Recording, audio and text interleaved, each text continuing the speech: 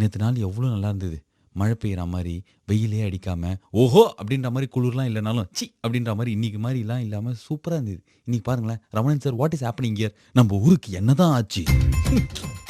காலிலேருந்து வெளில சுற்றி செம்ம டயர்டாகிடுச்சு அங்கிள். என்ன வெயில் அடிக்குது. நேற்று நாளை பார்த்து நினச்சேன் இதான் ஆரம்பம். அடுத்து ஒரு 3 நாளைக்கு வந்து செம்மையாக மழை பெய்யும். இட்ஸ் குளு கூலாக இருக்கும். ஃபாரின் நேஷன்ஸ் மாதிரி நம்ம வந்து ஒரு 3 நாளைக்கு நம்ம ஊரில் இப்படி மழை பெய்யுதா அப்படின்லாம் பேசுவோம்னு நினச்சா பார்த்தா பாருங்களேன் இந்த மாதிரி வெயில். இதுக்கப்புறம் கண்டிப்பாக மழையே பெய்யாதுன்னு நினைக்கிறேன். செம்ம கடுப்பாக இருக்குது அங்கிள். இன்னும் 15 நாள் மே மாதத்தில், ஜூன் மாதம் ஃபுல்லாக இருக்குது. ஜூலை 30 வரைக்கும் இப்படி தாண்டா இருந்தீங்களா? அப்போ செப்டம்பர், ஜூலைக்கு அப்புறம் செப்டம்பர் தான். ஜூலை செப்டம்பர் ஆகஸ்ட் கரெக்ட் தான். செம்ம கடுப்புடா. இதே மாதிரி நம்ம சுற்றி நடக்கிற, நம்ம பார்க்குற நிற்கிற பக்கிற கிக்கிற குக்குறன்ற மாதிரி எல்லாம் ஆகிட்டு திச்சு போடாட்டு அடுத்து ஒரு 3 மணி நேரத்துக்கு சம்மந்தமே இல்லாமல் செம்ம ஜாலியாக நிறைய விஷயங்கள் பேசுறதுக்கு 92.7 பிக் எஃப்எம்ல நீங்க பெற்றா இருக்கிறது டிடிசி. வேறண்டா இருக்குதுன்றீங்களா? நிறைய இருக்குது எங்களுக்கு. 15 ஆயிடுச்சு. இதுக்கப்புறம் என்ன இருக்குது? யூனிஃபார்ம் வாங்கணும், புக்ஸ் வாங்கணும், ஸ்கூல் ஃபீஸ் கட்டணும். ஜூன் 10 திறக்க போகிற ஸ்கூலுக்கு இப்போவே ஃபீஸை போய் கட்டிடணும். எங்கேருந்து போவோம்? மாதம் 15 எங்கே காசு கிடைக்கும்? ரிசல்ட் இப்போ தான் கரெக்டாக வந்து 1 அனுப்ப மாட்டாங்க. ரிசல்ட் ஒரு 30 அனுப்பிச்சிருந்தா கூட வர சம்பளத்தில் ஏதோ பார்த்து கட்டி விட்டுருக்கலாம். கரெக்டாக வந்து ரிசல்ட் 7 8 வரும். 15 ஃபீஸ் கட்டினா எங்கே போவோம்? யார்கிட்ட கேட்போம்? இது மாதிரிலாம் எல்லாமே இருக்குது. ஃபார் ஆல் தட் மோர் சுச்சு பிஜிக்கி அப்படின்ற மாதிரி செம்ம ஜாலியாக கேளுங்க. இது டிடிசி with me Balaji. 92.7 Big FM பாலாஜியோட டிடிசி கேட்டு இருக்கும்போது ஏதோ ஒன்று சொல்லியிருந்தேன். ஏதோ ஒன்று கரெக்ட். என்ன தெரியுமா? நேற்று ஒன்று சொன்னேன், ஞாபகம் இருக்கும் உங்களுக்கு? ஆஃபீஸில் வந்து எங்கள் ஆஃபீஸில் செம்மையாக ஒரு திட்டம் போட்டு மாதம் எல்லா எம்ப்ளாயும் ஆளுக்கு 100 200 வந்து என்ன பண்ணிடுவோம் அப்படின்னு பார்த்தாக்க அண்ணா கிட்ட கொடுத்துருவோம். ஹவுஸ் கீப்பிங் அண்ணாலாம் இருப்பாங்களா, அவங்க கிட்ட கொடுத்துறா. அவங்க என்ன பண்ணுவாங்கன்னா டெய்லி இளநீர், தர்பீஸு, அதுக்கப்புறம் இளநீர் கொஞ்சம் காஸ்ட்லி அதனால் வாங்க முடியாது, தர்பீஸு, மோர் இதெல்லாம் கரைச்சி வச்சிருவாங்க. நாங்களுக்கு எப்போ வந்து டீ காப்பி குடிக்கிற டைம்லலாம் இப்போல்லாம் தர்பீஸாக வரும், மோராக வரும், வெள்ளரிக்காவாக வரும். அதான் எங்கள் பிளான். இதில் சொல்லியிருந்தேன். இதில் எக்ஸ்ட்ராவாக ஒரு விஷயம் நான் பண்ண போகிறேன் அங்கிள். இன்றைக்கி தான் வந்து நிறைய ஆராய்ச்சிலாம் பண்ணி இனிமேல் குடிக்கிற தண்ணியை வந்து சாதா தண்ணி குடிக்க போகிறதில்ல, மூலிகை வாட்டர். என்னடா அப்படின்றீங்களா? நான் சொல்கிறேன் கேட்டுக்கோங்க. என்ன தெரியுமா? சாதா தண்ணி இருக்குல்ல, அதில் வந்து வெள்ளரிக்காவை வந்து பீஸ் வெட்டி வந்து போட்டுடணும் அந்த தண்ணியில். என்னது தண்ணியில் வெள்ளரிக்காவா? ஆமாம், அந்த மாதிரி போட்டுடணும். போட்டதுக்கப்புறம் புதினாவை அப்படின்ற மாதிரி நறுக்கி புதினாவும் போட்டுடணும். வெள்ளரிக்காய், புதினா, அதுக்கப்புறம் இஞ்சியை வந்து குச்சு அப்படின்ற மாதிரி நறுக்கி அதையும் போட்டுடணும் தண்ணியில். ஏதோ குழம்பு வைக்கிறதுக்கோ ரசம் வைக்கிறதுக்கோ நான் சொல்ல, குடிக்கிற தண்ணிக்கு தான். இஞ்சி, புதினா, வெள்ளரிக்காய் இதெல்லாம் போட்டு மேலே கொஞ்சோண்டு எலுமிச்சம்பழத்தை புழிஞ்சு அந்த தண்ணியை ஃப்ரிட்ஜில் வச்சு குடிக்கிறோம் அப்படின்னா ஆஹா என்ன ஒரு குளுமடா அப்படின்ற மாதிரி. இந்த வெயிலுக்கு ரொம்ப ரொம்ப நல்லதான். எக்ஸ்ட்ரா அட்வான்டேஜ் என்ன அப்படின்னு பார்த்தாக்க, ஜிம்முக்கு போகாமலே அப்படின்ற மாதிரி உடம்பு கம்மியாகிறதுக்கு நிறைய சான்சஸ்லாம் இருக்குதான். ஸோ இந்த தண்ணி டேஸ்ட் நாங்கள் குடிச்சு பார்த்தபோது மறுபடியும் சொல்கிறேன், நார்மலாக குடிக்கிற தண்ணி மாதிரிலாம் இருக்காது. ஆனால் இதை வந்து ஒரு மாதம் 1.5 மாதம் குடிச்சோன்னா செம்ம குளுமை. இந்த வெயில்னால வர உடல் உபாதைகள்லாம் நம்மளை தாக்காது அப்படின்றதான் வல்லுநர்கள் சொல்லியிருக்காங்க அங்கிள். ஓகே, இதை தான் நாங்கள் ஃபாலோ பண்ண போகிறோம். இட்ஸ் செம்ம மூலிகை தண்ணி. இதில் ஏதாவது ஒரு கெட்ட விஷயம் இருக்கா சொல்லுங்களேன்? இஞ்சி, புதினா, அதுக்கப்புறம் என்னது, ஐயோ அது வாயில் வரலையே, அந்த குக்கும்பர், இதெல்லாம் உடம்பு நல்லது தானே. இதில் எதுவும் தப்பா இல்லை. நீங்கள் ஒரு ட்ரை பண்ணி பாருங்கள். டேஸ்ட் வண்டி ஒரு 3 நாள் உங்களுக்கு பழகிடும். ஓகேவா? திடீர்னு ஏன் சொன்னேன்னா, இப்போ தான் அந்த தண்ணி எங்கள் பக்கத்தில் பாட்டில் இருக்குது. லைட்டாக அப்படியே ஓப்பன் பண்ணி இப்போ குடிக்கிட்டா அவங்க முன்னாடியே. இங்கே பாருங்கள், இது தண்ணி ஓப்பன் பண்ணிட்டேன். மியூசிக் எதுக்கு இருக்கு? இங்கே பாருங்கள், குடிச்சிட்டேன். செம்மையாக இருக்குது அந்த தண்ணி. இதில் இன்னொரு அட்வான்டேஜ் என்ன அப்படின்னா, அந்த வெள்ளரிக்காவே நீங்கள் வந்து பச்சடிக்கு யூஸ் பண்ணிக்கலாம். அல்பம் அப்படின்னா அதுவும் கரெக்ட் தான். நீங்கள் கேட்டுக்கிறது டிடிசி வித் மீ பாலாஜி. எங்கள் ஆஃபீஸில் வெள்ளரிக்காய் தண்ணி இருக்கே, உங்கள் ஆஃபீஸில் இருக்கா? ஏய் ஜாலி. சினாமிகா அப்படின்னு பேர் வச்ச நிஜ லைஃப்பில் யாராவது உங்களுக்கு தெரியுமா அங்கிள்? தெரியாதுல்ல? எனக்கும் தெரியாது. சின்ன வயசுலேருந்து அனாமிகா தெரியுன்றீங்களா? அவங்க இல்லை ஆண்டி, நான் சொல்கிறது சினாமிகா. இவ்வளோ ஸ்டைலிஷ் யோயோ நேம் வச்சு இல்லை லட்சம். நம்மளுக்குலாம் எப்போவுமே பாலாஜி, சுதாகர், அதுக்கப்புறம் உமா, ரேவதி, கமலா இப்படிலாம் தான் தெரியும். கமலா யாருன்றீங்களா? எங்கள் அம்மா அவங்க தான். செம்ம ஐஃபை யோயோ நேம்ஸ். என் தம்பிக்கு வந்து பேர் ரித்திக் ரோஷன், என் தங்கச்சிக்கு பூஜா, இன்னொரு தங்கச்சிக்கு தனுஜா. எனக்கு ஒண்டி சின்ன வயசில் பாலாஜின்னு வச்சுட்டாங்க. நல்ல பேர் தானே அப்படின்றீங்களா? ஒரு தெருவில் 550 பாலாஜி இருக்காங்க. ஒரு ஏரியாவில் 7300 பாலாஜி இருக்காங்க. எல்லாருக்குமே பாலாஜி. எங்கள் எதிர்த்து விட்டு ஆண்டி சொல்லுவாங்க, அந்த திருப்பதி பாலாஜியே உனக்கு பையனாக பிறந்திருக்கான் அப்படின்றதுனால எனக்கு பாலாஜின்னு பேர் வச்சுட்டாங்களாம். செம்ம ஃப்ளாஷ்பேக்கில் எதுக்கு இது சொன்னேன்றீங்களா தெரியல, சும்மா அப்படி சொல்லிட்டேன். 92.7 பிஎஃப்ல பாலாஜியோட டிடிசி கேட்டுன்னு இருக்கும்போது கேட்கும்போதே செம்ம சந்தோஷமாக இருக்கிற நிறைய விஷயங்களை டப்பு டிப்புன்னு ஒரு 2-3 நாளாக பார்த்து மனசே ஒரு நெகிழ்ச்சியில் இருக்குது. அந்த மாதிரி ஒரு சந்தோஷம் தான். ஒரு மத்திய அமைச்சர் ஒரு சாதாரண ஒரு மாட்டிக்கிட்ட ஒரு இந்தியனுக்கு ஏமன் நாட்டிலேருந்து ஒரு ஃபேஸ்புக்கில் ட்விட்டரில் அமைச்ச ஒரு மெசேஜுக்கு பதில் சொல்லி அவனை காப்பாற்றின மாதிரி ஒரு விஷயம் நடந்ததில்லை. என்ன ஒரு விஷயம் நம்ம ஊரில் நடக்குமா? அது மாதிரி நடந்தது. அது சொல்லியிருந்தேன். இன்னொரு விஷயம் என்ன தெரியுமா?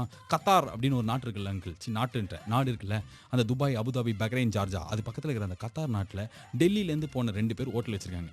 இவங்களை பற்றி நீங்கள் பார்த்தோன்னா என்ன மனுஷங்க, வாட் அ மேன், இவருக்கு வயசே ஆகாதான்னு படையப்பாளர் அப்பாஸ் வந்து ரஜினியை பார்த்து சொல்லுவார். அந்த மாதிரி ஒரு சந்தோஷம் அங்கிள். என்ன தெரியுமா? இந்த 2 பேர் டெல்லியிலேருந்து கத்தார் நாட்டில் போயிட்டு கத்தாரே வந்து வேர்ல்டே one of the costliest richest country அப்படின்ற மாதிரி இருக்கிற இடத்துல அங்கே கத்தார் புறநகரம் தாம்பரம் இருக்கும்ல, அதை தாண்டி இருக்கிற உரக்கடம் படப்பை அந்த மாதிரி ஏரியாவில் வந்து எக்கச்சக்க தொழிலாளர்கள் இருக்காங்களாம். இவங்க நிறைய பேருக்கு வந்து சாப்பாடே வந்து முக்கால்வாசி ஒழுங்காக கிடைக்கிறது இல்லையா. எப்படி அப்படின்னா வந்து 10,000 to 15,000 தான் சம்பாதிப்பாங்க. அதை வந்து இந்தியாவுக்கு அமுச்சு வைக்கணும், பாகிஸ்தானுக்கு அமுச்சு வைக்கணும், நேபாளுக்கு அமுச்சு வைக்கணும்.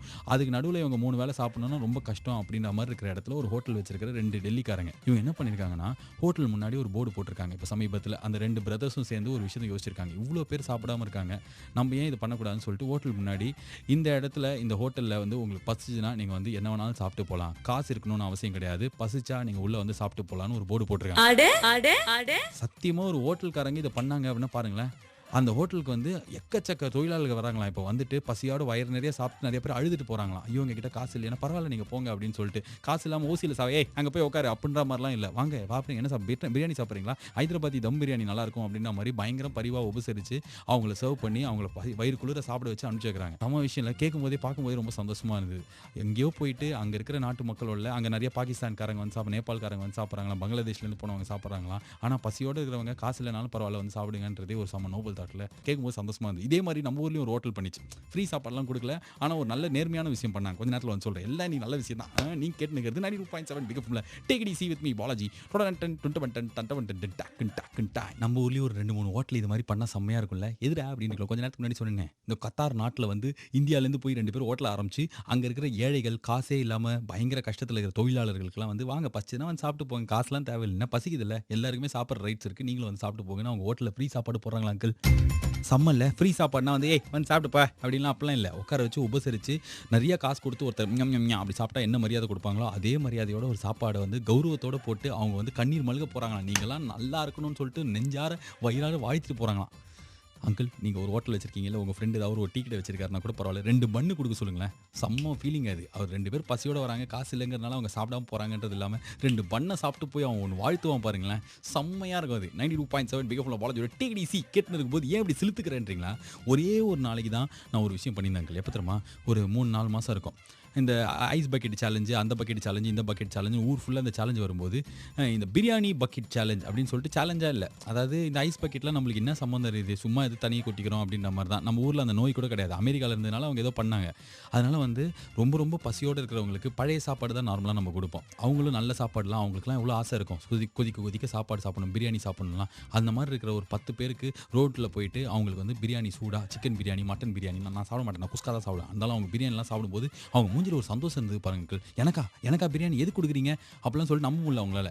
அதை சாப்பிடும்போது அவங்க ஒன்று பண்ணாங்க, அப்பா அது பார்க்கும்போதே அப்பா சூப்பரா நீ தாண்டா பாலாஜி அப்படின்ற மாதிரி எனக்கு பஞ்சு மிட்டாய்க்கெலாம் தோணுச்சு.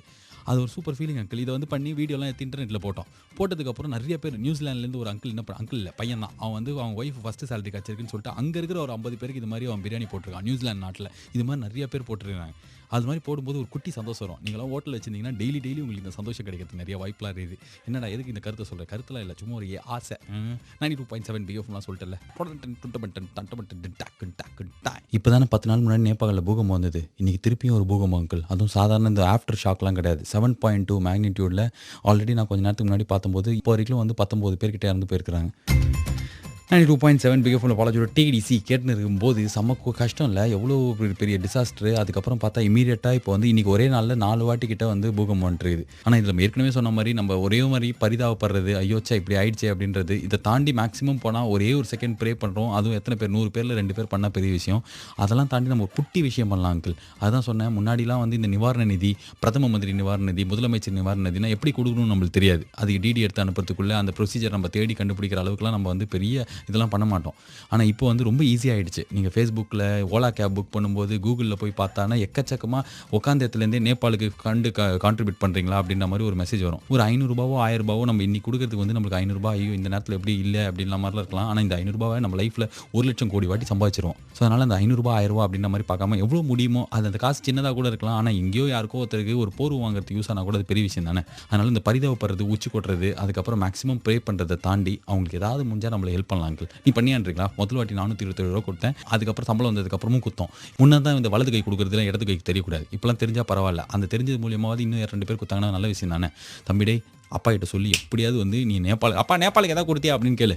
எப்படியும் வந்து நம்ம எவ்வளோ தண்டமாக செலவு பண்ணுறோம், எவ்வளோ தண்ட படம்லாம் போயிட்டு தேட்டரில் போய் பார்க்குறோம். ஒரு வாட்டி படத்துக்கு போனால் எவ்வளோ 2000 ஆகுது இல்லை, கொஞ்சோண்டு இதெல்லாம் இதுக்கப்புறம் கிள்ளி விட்டு கட்டி வச்சாச்செல்லாம் வராதில்ல, தானாகவே உங்களுக்கு தோணி உங்களுக்கு நீங்கள் because you're good man and all please give whatever that is possible and all Nepal fund. இத்தினோண்டு நாடு பேக் டு பேக் இப்படி பூகம்போ செம்ம கஷ்டத்தில் தான் இருக்கிறாங்க அங்கிள். எனக்கு தெரிஞ்சவங்களாம் அங்கே போயிட்டு சர்வீஸ்லாம் பண்ணிட்டு வந்திருக்காங்க. அதெல்லாம் தான் ரொம்ப பெரிய கஷ்டம். உட்காந்தத்துலேருந்து ஒரு பட்டன் நம்பினா காசு ஒரு 500 நம்பர், அவள் தான் காசு போட்டு ஒரு நம்பர் உங்கள் அக்கௌண்ட்லேருந்து வேறு யாருக்கோ போகுது, நல்லது நடக்க போகுது. நீங்கள் கேட்டுங்கிறது தம்பிடே எப்படியாவது குத்துருவேன்ற நம்பிக்கையில் இருக்கிற பாலாஜியோட டேக்கிடிசி 16 பாயிண்ட் எடுத்துட்டோம். ஃபர்ஸ்ட் டீம் வந்து குவாலிஃபை ஆகிறது சென்னை தான் சொல்லிட்டாங்க. ஆனால் அதுக்கப்புறம் வந்து இல்லை இன்னும் நாட் ஷுவர், யார் வேணாலும் போகலாம், யார் வேணாலும் வெளில போகலான்ற மாதிரி பயமுறுத்துறாரு Harsha Bhogle. What is true uncle? 92.7 Big ஃபுல் பாலாஜியோட டேக்கிடிசி கேட்டு இருக்கும்போது என்னாச்சு அப்படின்னு பார்த்தாக்க சென்னை தான் ஃபர்ஸ்ட் டீம் வந்து 12 மேட்ச்சில் 16 பாயிண்ட் எடுத்துருக்காங்க. இன்னும் 2 மேட்ச் வேறு பாக்கி இருக்குல்ல. ஆனால் இப்போவே போயிட்டோம் அப்படின்ற மாதிரி தான் எல்லாம் சொன்னாங்க. திடீர்னு வந்து இந்த ஸ்டாட்டிஸ்டிக்ஸ் போடுறவங்களாம் என்ன பண்ணிட்டாங்கன்னா, எல்லா டீமும் வந்து இவ்வளோ மேட்ச் இங்கே ஜெயிச்சு அங்கே தோத்து இது டை ஆகி சூப்பர் ஓவரில் யாராவது தூங்கி இப்படிலாம் போது கணக்கு போட்டு இப்போ சென்னை போகாமல் இருக்கிறதுக்கு ஒரு வழி சொல்கிறாங்க. ஆனால் இந்த வயிற்றுச்சலில் இருக்கானுங்களுக்கு மற்ற டீமெல்லாம் எப்போ மேட்ச் நடந்தாலும் இந்த இந்தியா மேப்பில் வந்து எத்தனை சப்போர்ட் இருக்காங்க, ரசிகர்கள் இருக்காங்கன்னு பார்த்தா நம்மள தான் மஞ்சள் மசேர்னு இந்தியா ஃபுல்லாக இருக்குது. ஆனால் வந்து டீமை பிடிக்காத ஆளுங்களும் அதே அளவுக்கு ஈக்குவலாக இருக்கிறாங்கல்ல. எப்போ சென்னை ஜெயிச்சாலும் மேட்ச் ஃபிக்ஸிங்கிறானுங்க. Nonsense guys. இன்னைக்கும் சென்னையும் டெல்லியும் விளையாட போகுது. சாதாரணமாக நல்ல டீமோட விளையாடினாலே ரொம்ப ஈஸியாக ஜெயிச்சிரும். டெல்லி வந்து கடைசியாக நல்லா விளையாடி 473 வருஷம் ஆகுது அப்படின்றதுனால செம்ம ஒன் சைடட் மேட்சாக இன்றைக்கி இருக்கும். மெக்லும் வேறு வெயில் தாங்காமல் நியூசிலாந்து நாட்டுக்கு போய் டெஸ்ட் மேட்ச் விளையாட போகிறேன் போக்கடா நீங்கள் அப்படின்ற மாதிரி போனதுனால இன்றைக்கி அசி வந்து விளையாட போகிற காரணத்தினால இன்றைக்கி மேட்ச்சில் it's only one changes in expected all. அது மட்டும் இல்லாமல் போன மேட்ச் வந்து அஸ்வின் இருந்து ஒரு ஓவர் கூட போடல இன்றைக்கி. அதனால் வந்து வைராகியத்தில் நான் போட்டு ரவீந்திர ஜடேஜாலாம் ஒரு ஆளான்ற மாதிரி 55 விக்கெட் எடுக்கும் வாய்ப்பெல்லாம் இருக்குது. எதுக்கு இவ்வளோ நீட்டி மொழி சொல்கிறேன். இன்னும் கொஞ்சம் நேரத்தில் மேட்ச் ஆரம்பிக்க போகுது. இதோட முதல் பால்லேருந்து கடைசி பால் வரைக்கும் ஒவ்வொரு நாளும் நீங்கள் கேட்குற மாதிரி இன்றைக்கி பிக் ஃபுல் ஸ்கோர்லாம் கேட்டு தெரிஞ்சுக்கலாம். ஓகே, நான் இப்போ வந்து போயிட்டு நாளைக்கு சாயங்காலம் மறுபடியும் உங்களை பார்க்குற வைக்கலும் உங்களை நீங்கள் நல்லா பார்த்துக்கோங்க. பக்கத்தில் இருக்கவங்க முடிஞ்சா பார்த்துக்கோங்க. At least you next time this Balaji saying டடா பாய் குட் நைட். நம்ம கிரேட் நைட் தொடரன். ஆனால் இந்த ஐபிஎல் இந்த ஜப்பாங் இல்லாத தான் எனக்கு செம்ம கடுப்பாக இருக்குது அங்கிள். என்ன நல்ல பாட்டு தானே. இந்த வாட்டி ஏதோ ஒரு மொக்கையாக போட்டிருக்கானுங்க. அந்த பாட்டு சொல்லுங்கள் அங்கிள். இந்த வாட்டி என்ன பாட்டு ஞாபகம் வரல? எனக்கு ஞாபகம் வரல. ஞாபகம் வந்தது அப்படின்னா வந்து நீங்கள் டெய்லி கிரிக்கெட் பார்க்குறீங்க, போய் ஆஃபீஸ் சீரியல் பாருங்கள், அதான் உங்களுக்கு நல்லது.